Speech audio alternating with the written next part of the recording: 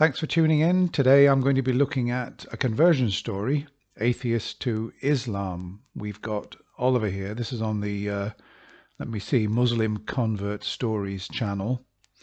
So Oliver, yes, converted from atheism to Islam. He was born in the UK, counts himself as British. He left the UK to go and live in Oman. And as he says, even though he did not have a religious upbringing, he was immersed, obviously, in Islamic culture. He then went to the USA as he got older, did some studying there. People knew he was from Oman, although he was saying that he's British.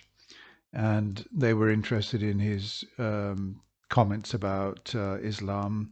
What did he think of the way that Muslims live, hijab on women, etc., etc.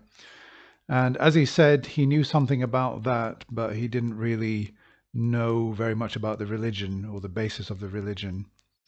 So yes, he went back to Oman, and it seems that eventually he started becoming more interested in Islam. So we're going to pick up and listen to his testimony. There's about 5 minutes of it. I'll make appropriate comments now and again. So let's have a listen. Islam. I'd always stand up for Islam. I'd stand up for Muslims. At that point, I'd lived for, maybe 15 years or so in Muslim countries with Muslims. I'd never obviously had any issues with them at all. All my friends were Muslims. Most of my friends were Muslims. And so that made me want to stick up I'm for not them. entirely clear what he's saying there, whether he's saying that he never had any problem with any Muslim ever. In other words, he never found any Muslim was anything but very, very good person, very polite, never had any unreasonable arguments with anybody, never experienced any discourtesy from any Muslim, or whether he's specifically referring to his friends. Because if I think about my experience of living in the UK, obviously in all the years that I've lived, I've had very occasional problems with people, regardless of the religion, Christianity, Muslim, atheist, secular people, whatever. So I've found that more or less people's, shall we say, personality disorders or ability to be unpleasant is more or less regardless of which religion or non-religion they're attached to. So if he's saying he's had no problems with any Muslims ever in Oman, I'm really impressed with that.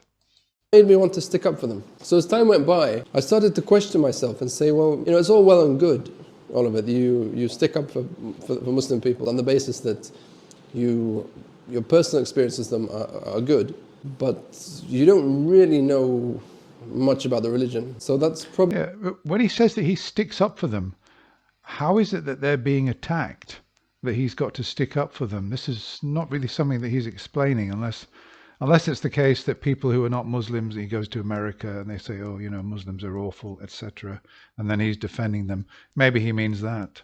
Probably not the best thing to do. If you want to defend a religion or an ideology, you have to have in-depth knowledge. You can't just be emotional. So that actually drove me to find out more about Islam, to read about it, to research and try and learn as much as I could. No intention, obviously, of converting or reverting. No intention whatsoever. So what happened was I spent a good couple of years, probably 3 years actually, really researching about the religion. Through books, I would read a lot. I had Muslim friends here from Oman.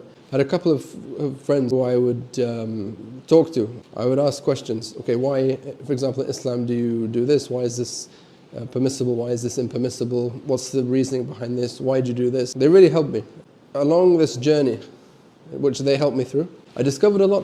I really discovered so much about Islam. When you've got a community around you, whether it be Christians, Muslims, Scientologists or whatever, when you've got a smiling, happy, warm, welcoming community around you, patting your back, telling what a good person you are, and giving you so much validation, and you're asking them about their religion, and what does this mean, what does that mean, you're going to get so much warmth, you're going to get so much love. It's a wonder that there's anybody that doesn't get converted under those circumstances. It really wasn't what I thought. My idea of religion as a whole was that religion, regardless of whether it was Christianity or Islam or whatever, was that religion was anti-science. I had all kinds of ideas. I wonder where he got that impression from. Religion is anti-science. Anti-science. I know that religions, Islam and Christianity, I've heard claims that there is something of value, scientifically speaking, in the Bible and in the Quran. But from all the analysis that I've acquainted myself with, this seems not to be the case. The typical claim is that, well, for example, with Muslims, they will say, he's the expander of the universe. Oh, this proves that Muslims knew about the Big Bang and that it would expand. It's all very vague, and it's trying to create a connection after science has actually discovered something and retrospectively looking back and making that connection. But okay, so he believed that Islam was anti-science. I believe that Genesis is anti-science in the sense that people who believe in the creation story are going against science. And it seems to me that a lot of Muslims also believe in creation as opposed to evolution, etc. And in that sense, it is anti-science. Ideas about religion, which, as I say, along this journey, I discovered to be completely nonsense. I honestly got to a point where I really, really loved Islam. I started to love Islam so much. But the thing that really got me was how Islam isn't just a religion in the way that some may think of it. Islam encompasses everything, from the minute we wake up to the moment we go to sleep. All the things we do throughout the day. The fact that we wake up at 4 or 5 in the morning, the way we eat. Yeah, well, that makes it even more of a religion. If it's a sort of guidebook for life and telling you what you're going to do every second of your waking day, how many prayers you're going to say, who you're going to marry, how many times you can how you can chastise your wife, your children, etc., etc., etc., what you're going to eat, how you're going to eat. It makes it even more of a religion by definition. So I don't know what he means by saying it's not how I imagined a religion. It's not what people think. No, it's even more. It's even more religious if it lays down everything that you've got to do.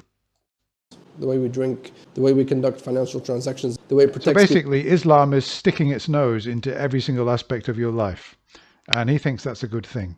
People's rights. I got to a point where I wanted to be a Muslim. One of my friends, I told him, I said, I really love this religion. Yeah, of course he said that to them, because they're saying, you Oliver, you're so, Allah is going to be so kind to you. You're going to marry such a beautiful woman. Everything is going to be perfect.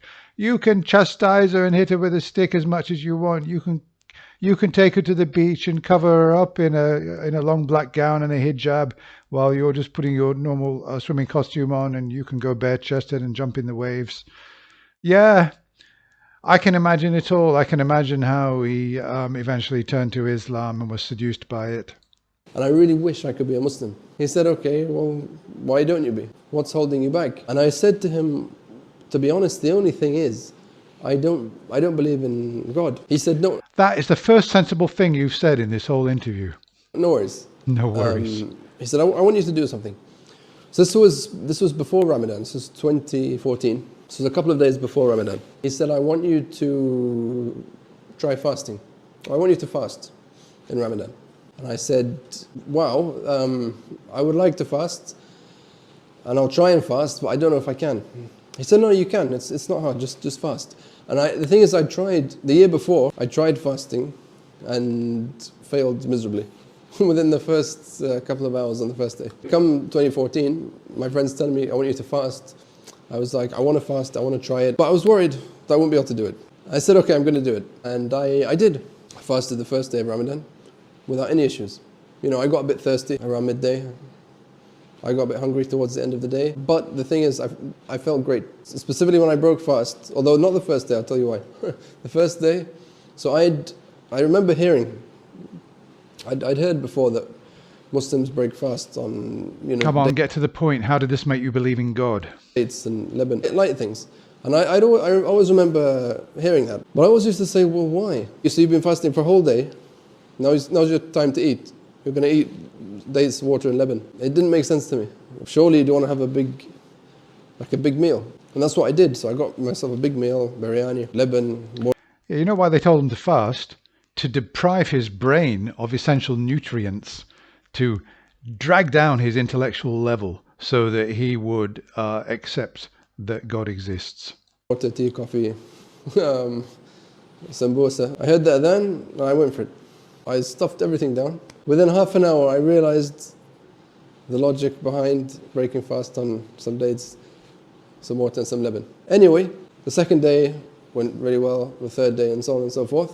And as I say, I felt really amazing. Each day got easier than the previous day. It wasn't really that hard. As I say, I'd feel a bit thirsty and I'd feel hungry, but I was okay. I found myself feeling really grateful for food, and even to a point where I would, maybe the time of suhoor, I would even eat things that I wouldn't usually eat because I didn't like them. But for some reason I would just, if that was what was there, I would eat it and I'd feel grateful for it. So anyway, what happened was, a good couple of weeks into the month, something happened. It's difficult really to explain, because it was like an acceptance. I accepted that there had to be a creator. There had to be a creator. A couple of weeks into Ramadan, it came to me that there was a creator, there had to be a creator, and I believed that there was a creator. And at that point I was a Muslim. At that point I was a Muslim. I knew there was a creator, and I knew this religion was the religion of Allah. I knew Allah existed, and this was his religion. When I look back now, I don't know where I was heading. You know, I was all right, I was fine. I don't know where I was going. There was no direction in my life. I found that with Islam. Okay, we'll stop it there. So let's just get his story straight.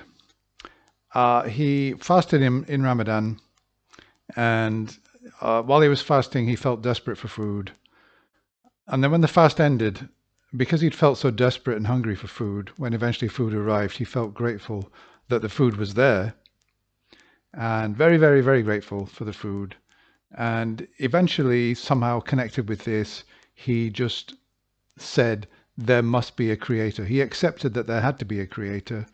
He doesn't say why there had to be a creator, but he just accepted that there was a creator. This creator was Allah, and that Islam is the true religion.